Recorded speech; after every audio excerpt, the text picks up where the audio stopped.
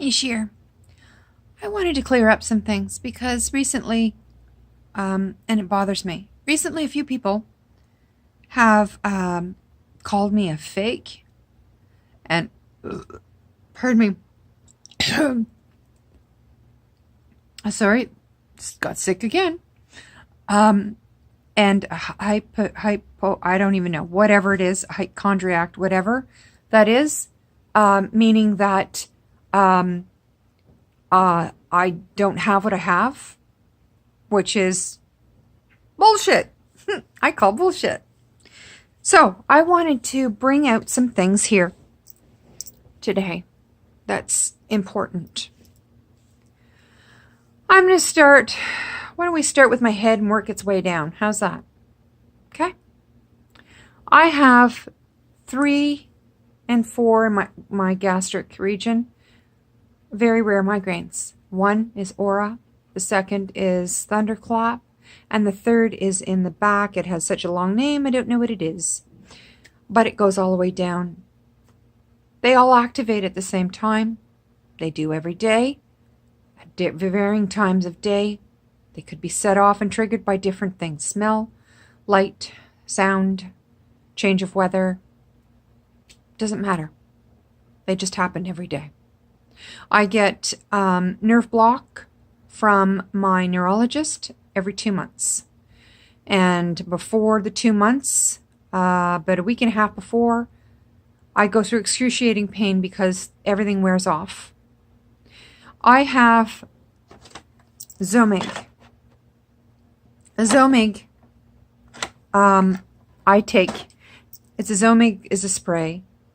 And you spray it up your nose and you just keep it and hold it in your nasal cavity, and it is taken up into your brain, and it is used immediately into your brain, and it helps, thank God. But it brings the best relief it possibly can, which is not saying a lot, but that's the best I have, okay? I have topiramate that I'm on. I have carbamazepine as well. These 2 medications are normally given to somebody with epilepsy. I don't have epilepsy. However, they're used to try to control these migraines. I also have, by my pain doctor, CBD oil, which I really have a hard time taking because it's like I'm for some reason I'm tasting soap. As well as I have THC and CBD, and I have my little guy here that I can use as well. I also have a pain patch on me. It's my Butrans, and that changes out every week. I have clonazepam to keep me on an even keel because they do not want me to have any stress whatsoever. I have heavy-hitting medication like hydromorphone that I take when the pain with all of this is just ridiculous. It just won't abate. So I have that as well.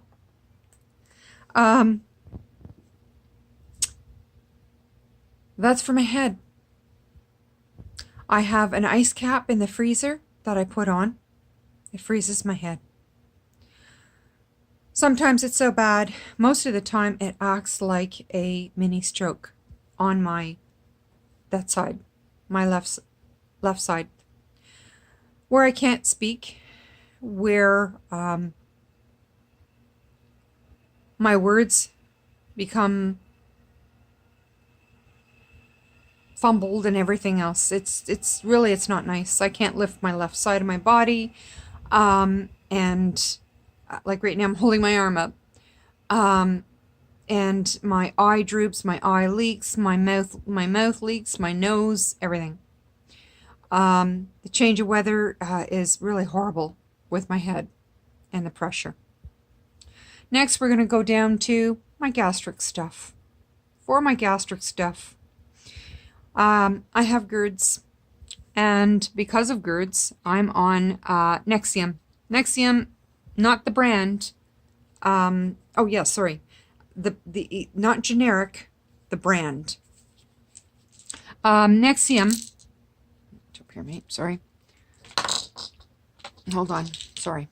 Pardon me.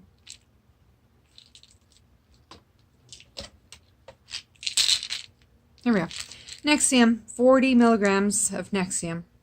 Esomeprazole is to control the acid in my stomach so that it doesn't splash up into my esophagus where I have Barrett's esophagus, because it's eroded the line of my esophagus, the normal cells, and it's changed the cell structure in my esophagus.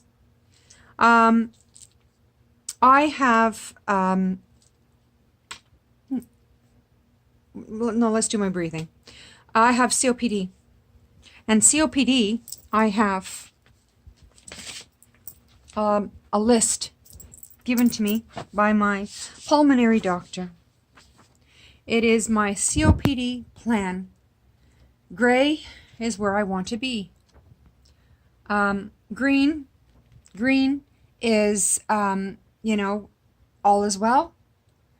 And yellow is I'm having problems and I need to monitor. And within 2 days, if nothing changes, then flips into the red, I need to get help immediately. This is my action plan. I have information that has been given to me on umpteen things, on anxiety, breathlessness cycle, on the use of devices, on pumps, everything, as well as the main Bible for COPD and living well with COPD. How you're diagnosed with COPD is you are given a lung function test. A lung function test will they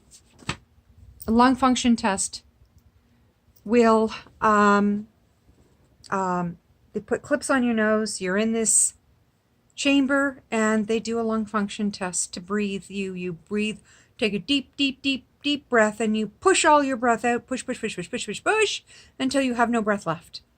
This will measure how much, after all you're finished with this test, you become quite lightheaded and everything. With my migraines, it sets them off immediately. It's crazy.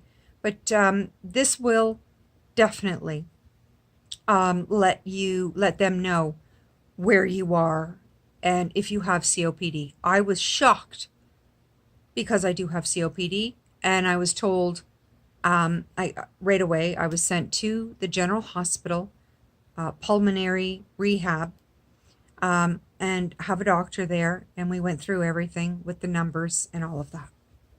For that, I have my Atrovan. It's green, and this is the chamber. So pull in my mouth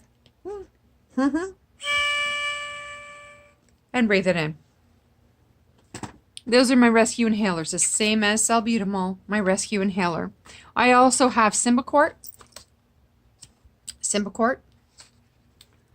and oopsie, I do have Symbicort, and I have a nasal spray, which releases, gets rid of the mucus and that build up in my nasal passages, which we don't want, because then it comes sticky and comes down into my chest and everything, and a lot in the back of my throat. I have also this is another inhaler, it's Spiriva. So these are capsules that are inside here that I put in. So that's my Spiriva. And this is the nasal spray that I've already used tonight. So all of that is for my chest and my COPD. So when people say, that I'm hypochondriac and that I don't have anything, okay, I just, have all this stuff for no reason whatsoever. I'm sorry. My stomach, like I said, is very sick. Now let's get to the big guys, and that's my gastric, what's happening there. Having your vagus nerve affected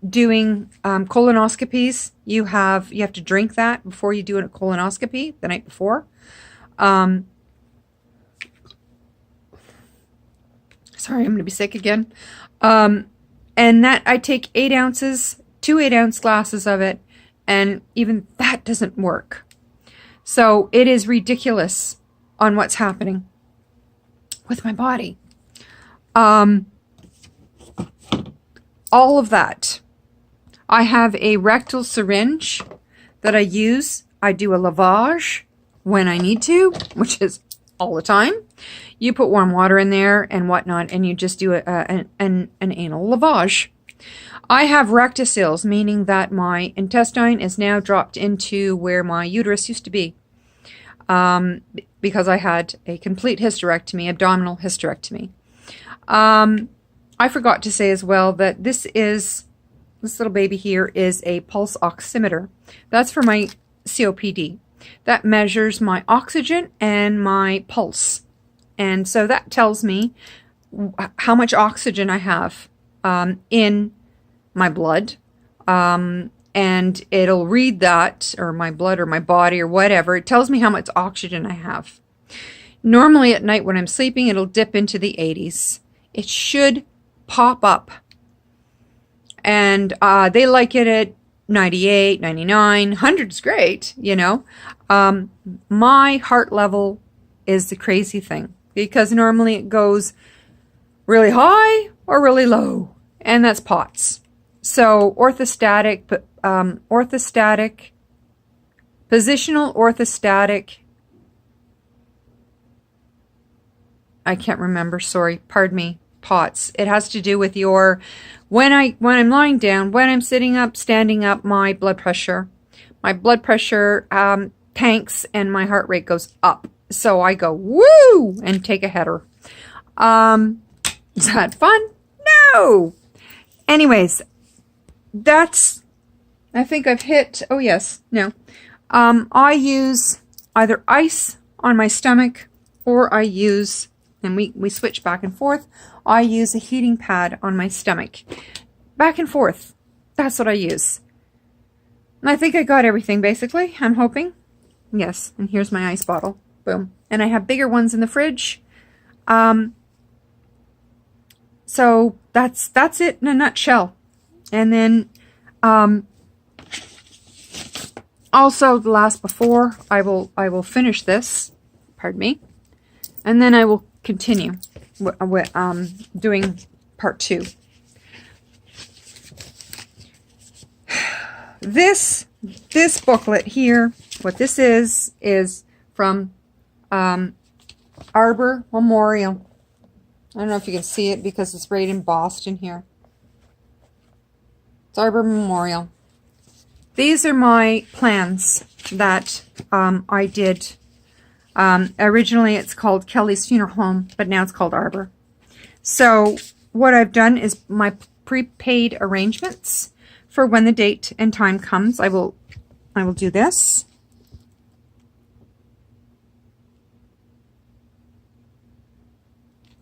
And quickly do that. So you can see that my arrangements have been done and it's all ready to go. So should anything untoward happen quicker than we're thinking, I'm ready to go. Okay? In our family's cemetery, or not our family cemetery, in Notre Dame Cemetery, in our family's plot, where my brother, my sister, my father all lay in repose. My brother, who was 50, who died of cancer, his name is Daniel, and I spoke about him before. In case nobody believed I had a brother named Daniel, this is him. There he is. Handsome guy, eh? My brother Daniel passed when he was 50. I'm going to stop this now, and then I'm going to continue and explain why I'm doing all of this. So part 2 is coming. So stay tuned. Peace.